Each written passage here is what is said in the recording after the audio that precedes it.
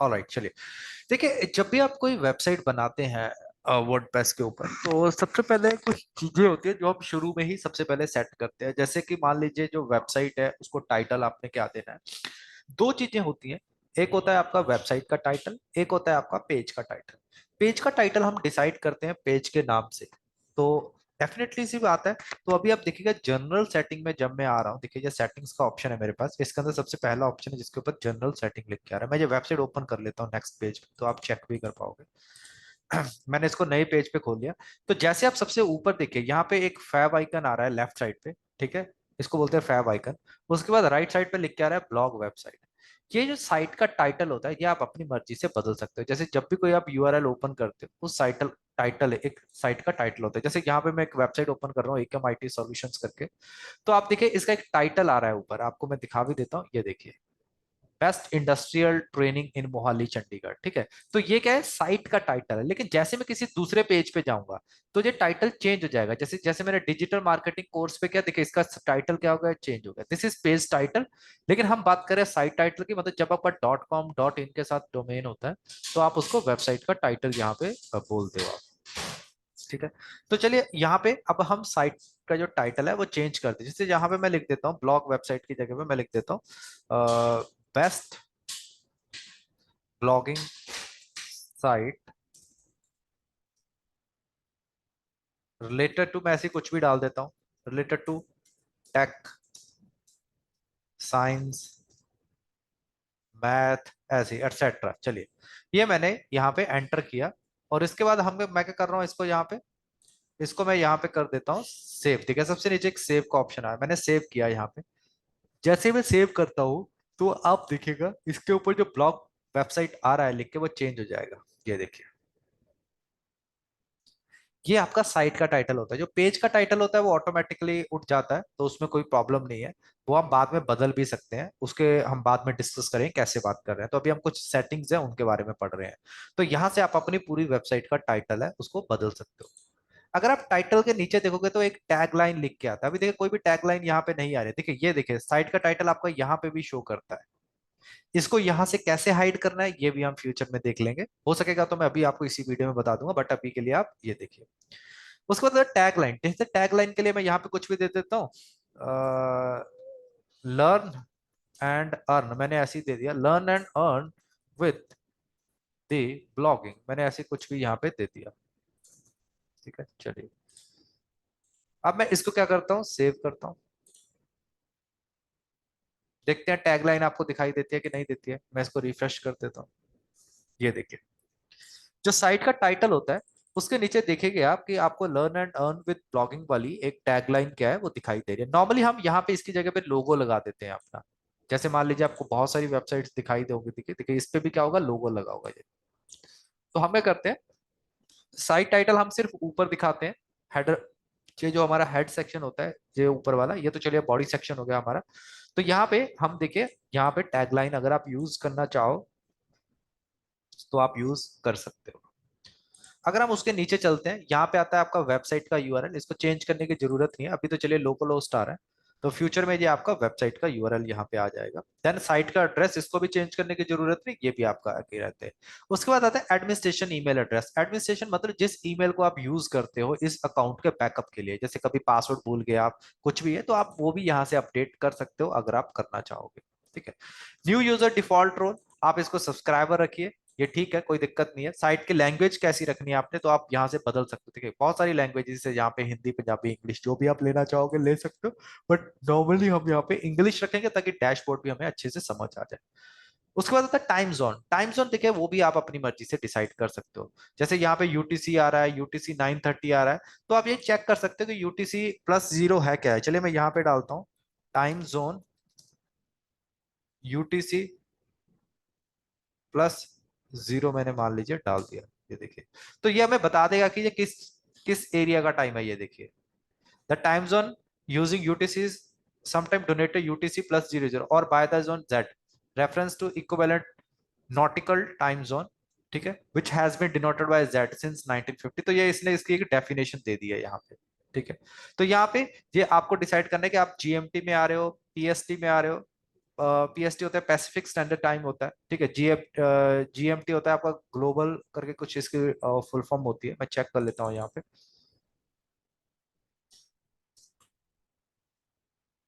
GMT तो Greenwich mean time zone, ठीक है। सो जीएमटी करके इसका नाम ये रहता है।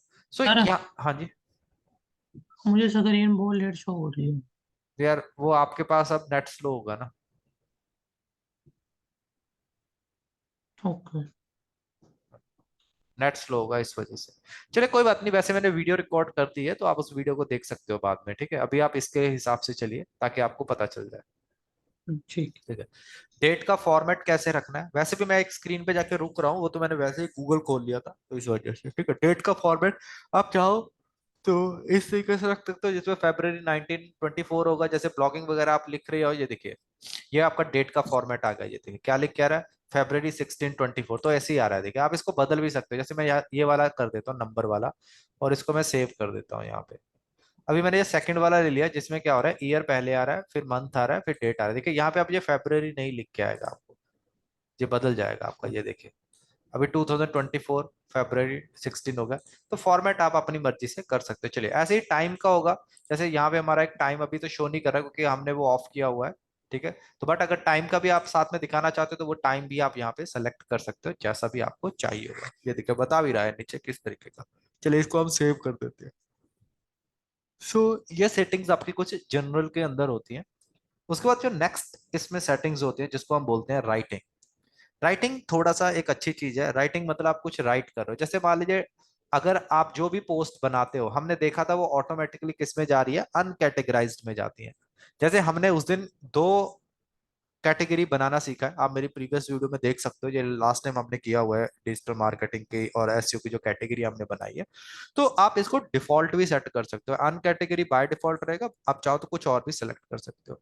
पोस्ट का फॉर्मेट आपने कैसा रखना है, चैट रखना है, वीडियो रखना है, गैलरी रखना है, तो आप इसको भी स्टैंडर्ड ही रहने दीजिए, इनमें आपको ज्यादा चेंजेस करने की जरूरत नहीं है आपको। ये चीजें जो है जैसे पोस्ट विया ईमेल, इसकी जरूरत हमें अभी नहीं पड़ेगी, ये हम बाद में इसको एक बार करेंगे ट्राई, तो आपको उस वक्त मैं बता दूंगा कि मेल सर्वर या लॉगिन टाइम या पासवर्ड का यूज हम कैसे कर पाएंगे यहाँ पे। सो एवरीथिंग विल बी, हम उस वक्त इसको स्टडी करेंगे। तो जैसे ही मैं इसको सेव कर दूंगा, अगर अनकैटेगराइज्ड है तो बाय डिफॉल्ट अनकैटेगराइज्ड ही है यहाँ पे, आप इसको चेंज कर सकते हैं, अपनी मर्जी का भी पोस्ट हम यहाँ से ले सकते हैं। उसके बाद हमारे पास नेक्स्ट प्रोसेस आता है जिसको बोलते हैं हम रीडिंग। रीडिंग का मतलब पढ़ना। तो जैसे मान लीजिए अभी जब भी मैं अपना पेज ओपन करूंगा, अब आप इस चीज को समझिएगा, जैसे ही मैं अभी अपना पेज ओपन कर रहा हूँ मुझे सबसे पहले पोस्ट दिखाई दे रही है, ये देखिए, ठीक है। लेकिन अगर मैं होम पेज पे देखूं तो मेरा होम पेज यहाँ पे, उस पे भी मेरे पास ये पोस्ट आ रही है जिसपे गूगल एड्स, एसईओ और ये सब मैंने लिखा हुआ है। अगर मैं अबाउट अस पे चलता हूँ, ठीक है, वो वाला पेज मेरा बिल्कुल खाली है, ठीक है। ऐसे ही देखिएगा ब्लॉग्स वाला पेज होगा, वो भी मेरा यहाँ पे खाली है, ये देखिए। मेरी जो पोस्ट क्रिएट हो रखी है मेरी होम पेज के ऊपर ही क्रिएट हो रखी है। तो मैं चाहूँ तो इसको हम चेंज कर सकते हैं। जैसे मान लीजिए अभी क्या हो रहा है कि मेरा होम पेज क्या डिस्प्ले कर रहा है, लेटेस्ट पोस्ट, मेरी जो भी लेटेस्ट पोस्ट है वो मेरी होम पेज पर है। नॉर्मली ऐसे नहीं होता है, पोस्ट को हमें हमेशा ब्लॉक के अंदर शो कराते हैं। मान लीजिए मैं अब यहाँ पे स्टैटिक पे क्लिक करता हूँ तो यहाँ पे मेरे से पूछेगा कि मुझे होम पेज पे क्या दिखाना है, तो मैं यहाँ से मैनुअली आप सेलेक्ट कर सकते हो। मान लीजिए मुझे होम पेज पे किस क्या दिखाना है, होम दिखाना है। उसके बाद आ जाता है मेरा पोस्ट पेज, ठीक है। पोस्ट पेज में मुझे क्या दिखाना है, मुझे यहाँ पे दिखानी है ब्लॉक के अंदर।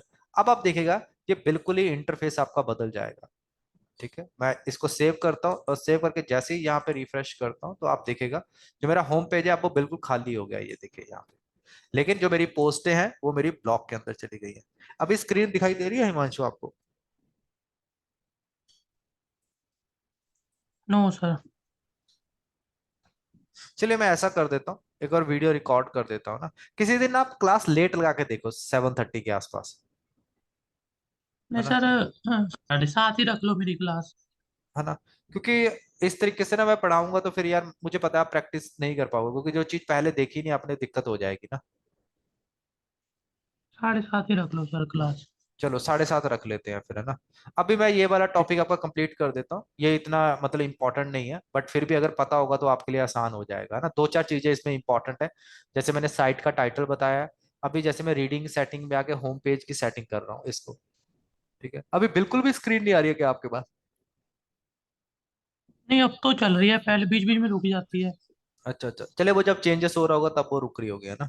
कोई दिक्कत नहीं है। हाँ। तो अभी के लिए मैं चलिए ये बता, देखिए आगे क्या रहा है, ब्लॉग पेजेस एट मोस्ट। आप कितने पेज दिखाना चाहते हो एक पेज पे, तो मैंने 10 यहाँ पे सेलेक्ट कर रखा, आप इसको कम भी कर सकते हो।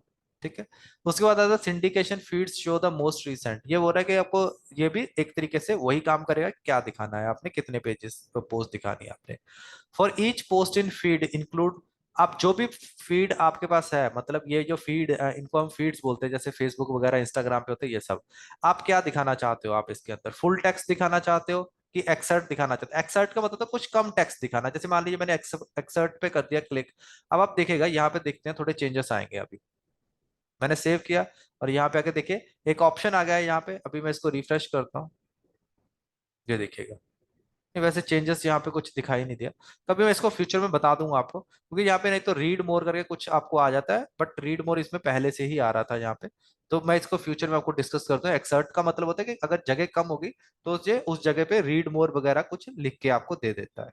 चलिए, उसके बाद आ जाता है सर्च इंजन विजिबिलिटी। इसका मतलब ये होता है कि आप गूगल पे नहीं इंडेक्स कराना चाहते अपनी वेबसाइट को, तो आप इसको ऑफ कर सकते हो। तो ये चीज हमारे लिए थोड़ी सी इंपॉर्टेंट रहती है।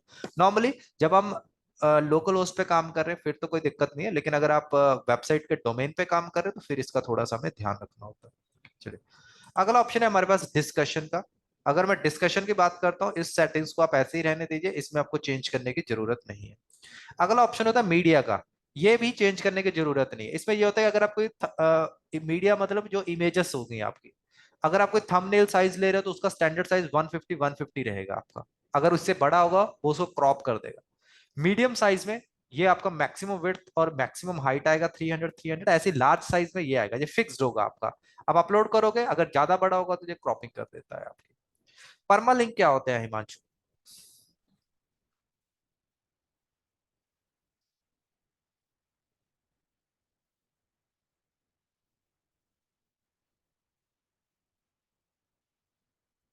हेलो।